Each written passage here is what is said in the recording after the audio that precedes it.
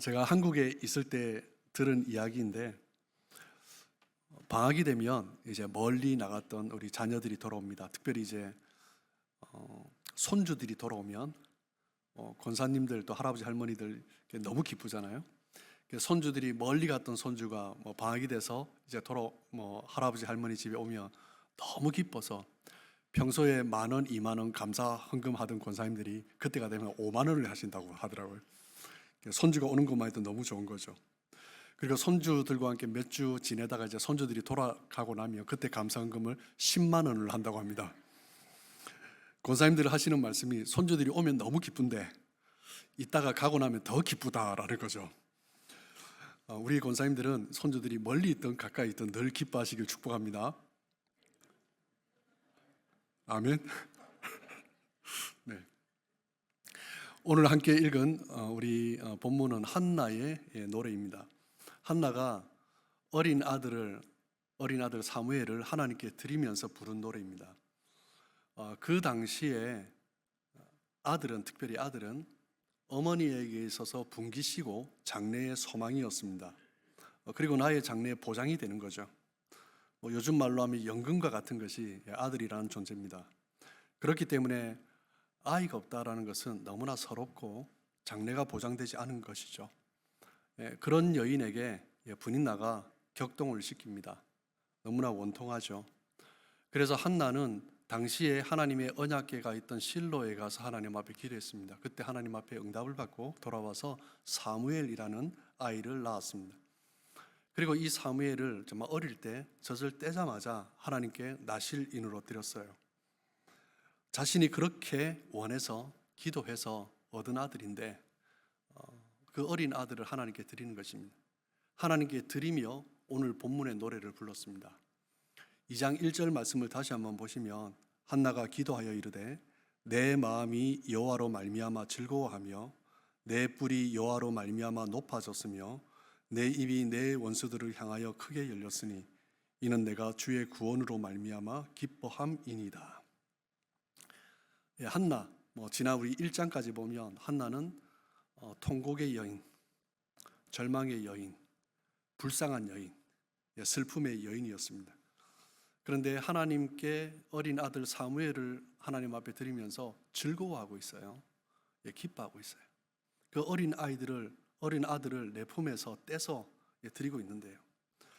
이 한나의 마음이 어떤 마음일까? 손주들이 올 때 5만 원 헌금하다가 가고 나면 10만 원을 드리는 그 권사님들의 마음일까? 아들을 낳았는데 가끔 다시 집어넣고 싶을 때가 있잖아요. 그런 마음을 가졌는가? 그거는 결코 아닐 것입니다. 한나가 왜 이런 마음을 가졌는가? 그것은 오늘 본문에서 우리는 충분히 발견을 할 수 있습니다. 한나가 그렇게 소중한 어린 아들을 얻었음에도 하나님 앞에 다시 드리면서 이렇게 기뻐하는 것은 한나의 기쁨의 근원은 아들이 아니다라는 거예요. 나의 장래에 어떻게 살 것인가 그것이 아니다라는 거예요. 한나가 기뻐하는 것은 자신에게 하나님께서 어떤 분인가, 나의 신원하는 기도를 들으시고 응답하시는 하나님, 나의 슬픔을 아시고 기쁨으로 승화시킨 하나님, 나의 아픔을 고통을 즐거움으로 바꾸신 하나님, 그 하나님으로 인해서 감사하고 기뻐하는 거죠. 그렇기 때문에 그 하나님께 기꺼이 어떻게 보면 너무나 소중한 아들을 드릴 수 있었던 것입니다. 하나님은 한나를 그 비참한 가운데 절망 가운데 있던 한나를 하나님께서는 그 인생을 역전시켜 주신 것입니다. 한나의 기도에서 볼 수 있는 하나님은 어떤 하나님입니까? 역전하는 하나님, 역전의 하나님이십니다. 주보에 있는 설교 제목과 지금 자막에 나오는 설교 제목이 좀 달라졌습니다. 어젯밤에 설교 제목을 바꿨습니다. 제가 역전이라는 단어를 좀 자주 써가지고 다른 제목을 어떻게든 좀 찾아서 올려보려고 했는데 또 지난밤에 다시 정리해도 이 한나의 노래에서 가장 강력한 메시지는 역전하시는 하나님. 한나가 그렇게 외치고 싶은 메시지가 무엇이냐? 하나님의 그 은혜, 역전하는 하나님의 그 은혜, 그것을 노래하는 것이거든요. 리차드 포스터의 명저죠. 기도라는 책에 보면 기도를 크게 세 가지로 분류를 하고 있습니다. 안으로 향하는 기도, 두 번째는 밖으로 향하는 기도, 세 번째는 위로 향하는 기도. 이렇게 세 가지로 분류를 하는데요.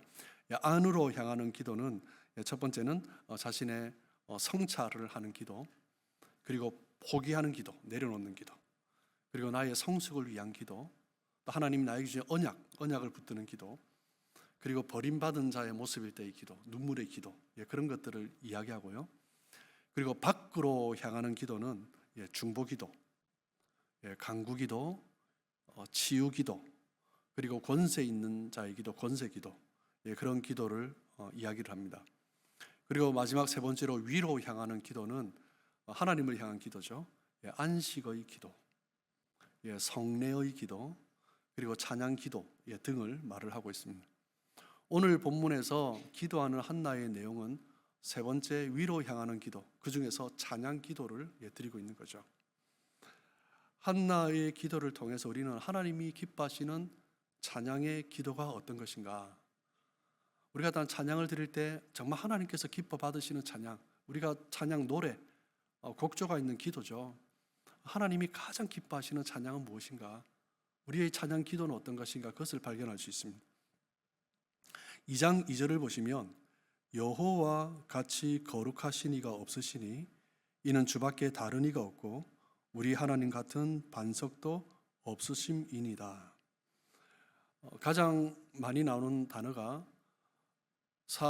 사무엘상 2장 1절에서 10절까지 한나의 기도 10절이죠. 이 10절 가운데서 가장 많이 나오는 단어가 여호와, 주, 그리고 대명사 그 이 단어가 하나님을 직간접적으로 호칭하는 이 단어가 21번 반복되고 있습니다.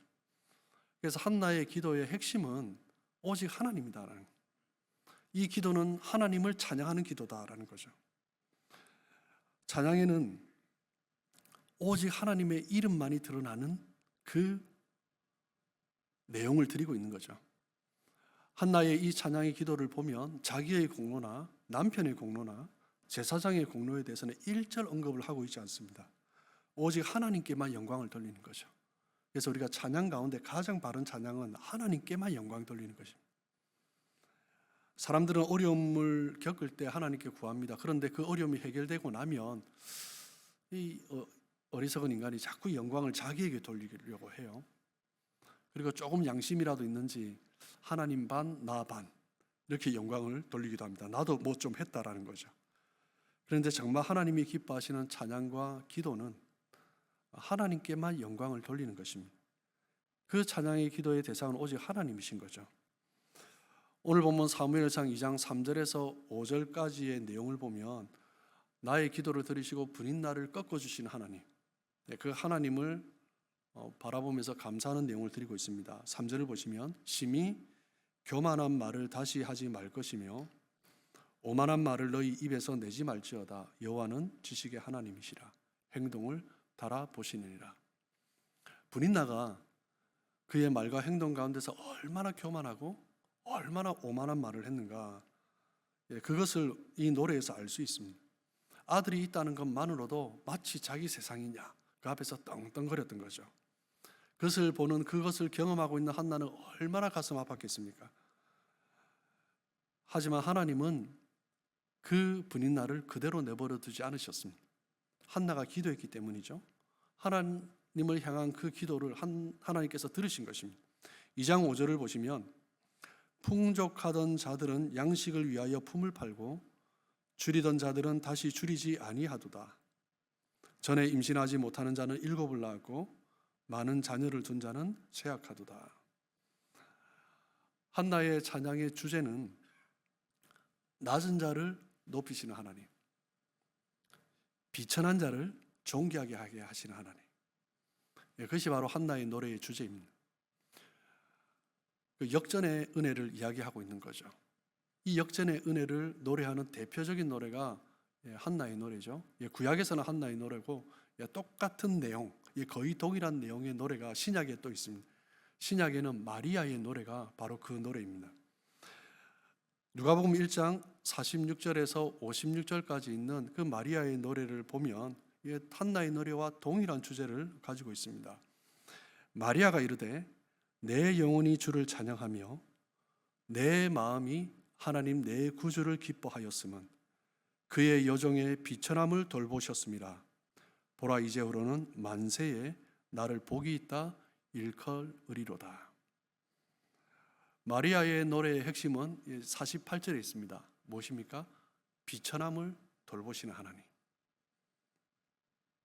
그것이 지금 마리아가 노래하고 있는 이유입니다. 비천한 계집종을 하나님께서 그대로 내버려 두지 않으시고 큰 일을 행하셔서 존귀한 자로 세워주신 거죠. 그 하나님의 역사에 대한 찬양이 마리아의 노래입니다. 52절 53절을 보시면 권세 있는 자를 그 위에 내리치셨으며 비천한 자를 높이셨고 줄이는 자를 좋은 곳으로 배에 불리셨으며 부자는 빈손으로 보내셨도다. 마리아는 권세 있는 자를 치시는 하나님, 비천한 자를 높이시는 하나님, 줄인 자를 배불리시고 부자를 빈손으로 보내버리시는 하나님, 역전의 하나님, 그 하나님을 찬양하고 있는 거죠. 성경에 보면 하나님 앞에 쓰임받았던 사람들, 여러분 대부분의 사람들을 한번 보십시오. 별 볼 일 없던 사람이었습니다. 소외된 사람들이었습니다. 그렇기 때문에 그들에게 있어서 의지할 것은 하나님밖에 없었습니다. 그래서 마리아의 노래의 내용은 바로 그것입니다. 한나의 노래의 내용도 바로 그것을 정확하게 묘사하고 있는 것입니다. 이 누가복음 1장의 마리아의 노래의 내용을 바탕으로 신학이 하나 정립되어 있는데 이 신학을 뭐라고 하냐면 마리아 노래의 신학이다 이렇게 표현을 합니다. 마리아의 노래의 첫 구절 내 영혼이 주를 찬양하며, 이 첫 구절이 라틴어로 어떻게 시작하냐면 Magnificat anima mea Dominium 이라고 시작이 됩니다. 여호와 하나님을 찬양하며라는 거죠. 그 첫 구절 Magnificat 찬양하다라는 단어입니다. 이 첫 구절 Magnificat를 떠서 Magnificat를 여러분 한번 웹사이트 쳐보시면 마리아 노래의 신학이라고 뜹니다. 그 단어의 뜻은 찬양인데 그만큼 이 마리아의 노래가 말을 하고 있는 그 내용이 성경 전체를 관통하고 있는 중요한 핵심적인 주제다라는 거예요. 마리아의 노래뿐만 아니라 한나의 노래뿐만 아니라 창세기부터 요한계시록까지 성경에 나오는 하나님이 쓰셨던 수많은 인물들을 통해서 하나님이 역사하신 그 내용을 통해서 이 마리아의 노래의 신학이 쫙 깔려 있는 것입니다. 그 하나님은 어떤 하나님이십니까? 역전하시는 하나님이십니다.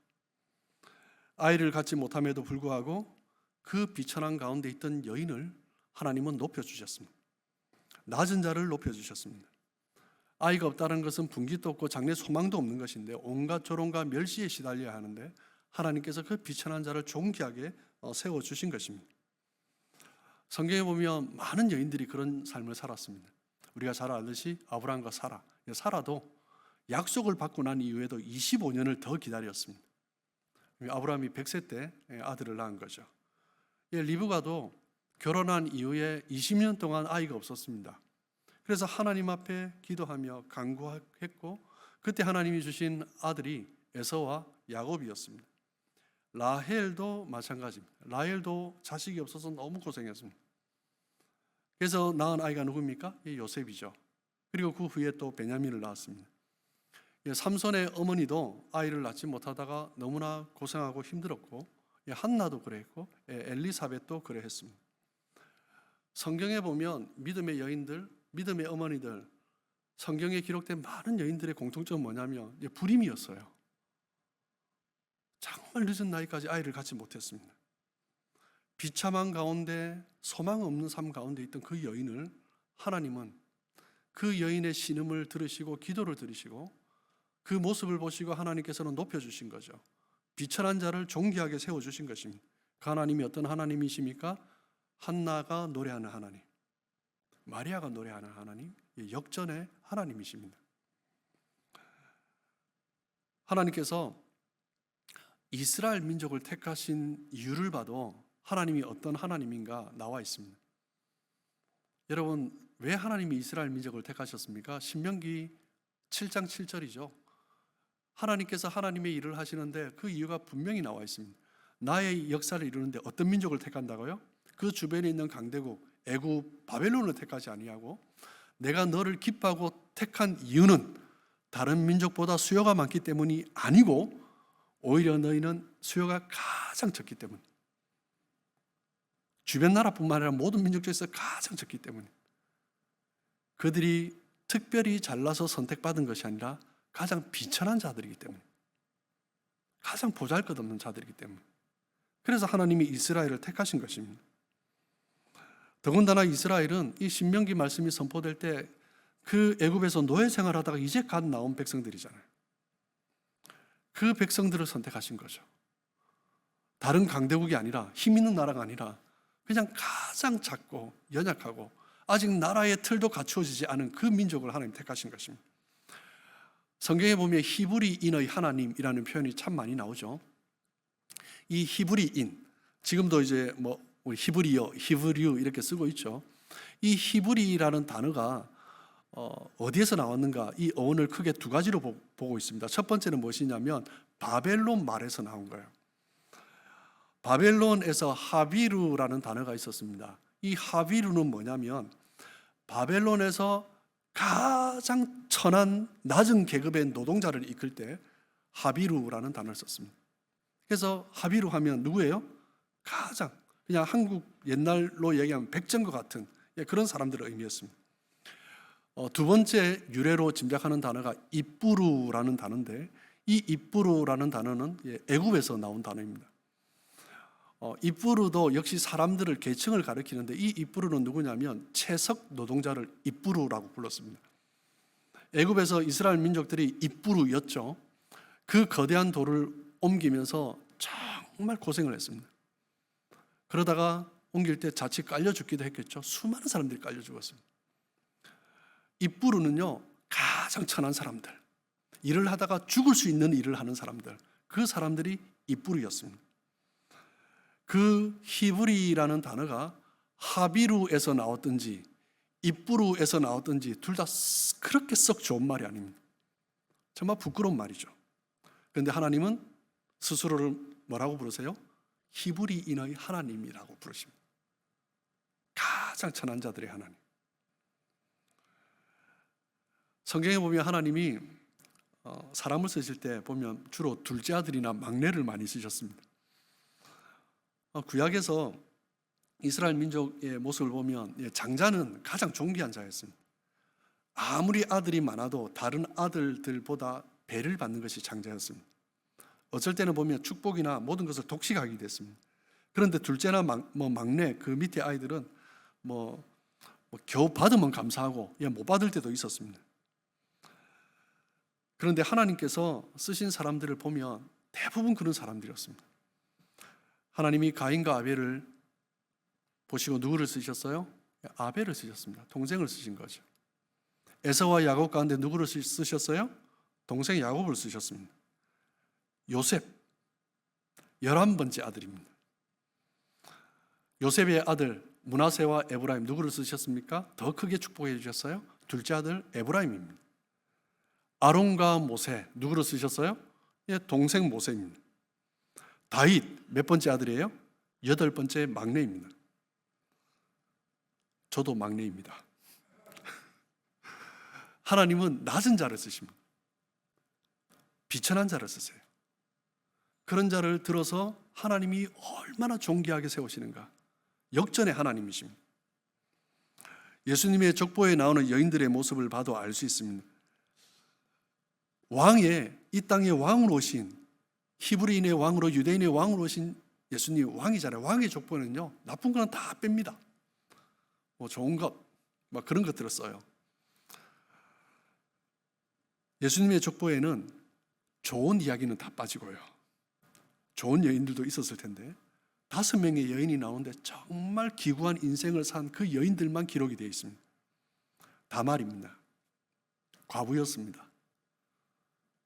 시아버지와 관계에서 아이를 낳았습니다. 정말 부끄러운 히스토리죠. 라합이 누굽니까? 여리고의 기생입니다. 룻은 누구예요? 모압 여인이죠. 그리고 과부였습니다. 과부라는 말은 경제적인 삶이 어려운 뿐만 아니라 사회 모든 생활에서 힘든 삶을 살 수밖에 없는 것이 과부였습니다. 바세바, 정말 불쌍한 여인입니다.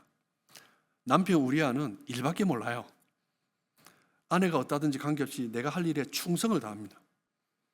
그런데 더 가슴 아픈 것은 그렇게 충성했던 왕에게 배신을 당해서 아내도 빼앗기고 자기도 죽음을 맞이하게 됩니다.